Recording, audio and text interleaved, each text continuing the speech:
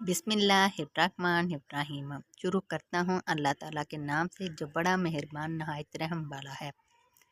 हज़रत सैयदना इब्न अब्बास रज़ियल्लाहु ताला अन्हुमा से मरवी है कि रसूल अल्लाह सल्लल्लाहु अलैहि वसल्लम हमें वाज करने के लिए खड़े हुए और इरशाद फरमाया,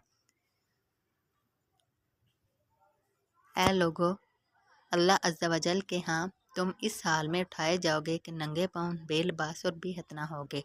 चनाचे इरशाद होता है, तर्जमा, हमने जैसे पहले इसे बनाया था वैसे ही फिर कर देंगे। ये वादा है हमारे ज़िम्मा, हमको इसका ज़रूर करना। सुनो, क़यामत के दिन महलूक में सबसे पहले हज़रत इब्राहीम अलैहिस्सलाम को लिबास पहनाया जाएगा। सुनो, बेशक मेरी उम्मत में से कुछ लोगों को लाया जाएगा और इन्हें बाईं तरफ वालों में खड़ा कर दिया जाएगा। मैं कहूँगा, या रब, ये मेरे उम्मती हैं। तो कहा जाएगा कि आप नहीं जानते कि इन्होंने आपके बाद क्या नई नई बातें की।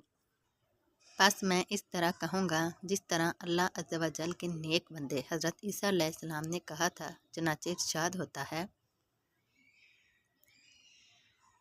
तर्जमा, और मैं इन पर मुतला था जब तक मैं इनमें रहा, फिर जब तूने मुझे उठा लिया तो तू ही इन पर निगाह रखता था और हर चीज़ तेरे सामने हाजिर है।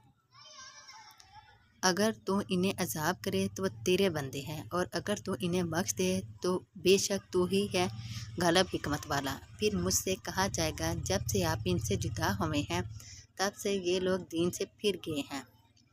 हज़रत सैयदना अबू हुरैरा रज़ियल्लाहु ताला अन्हु से रवायत है कि रसूल अल्लाह सल्लल्लाहु अलैहि वसल्लम इरशाद फरमाया, जिसने हदायत की तरफ बुलाया तो इसे इस हदायत की पैरवी करने वालों के बराबर अजर मिलेगा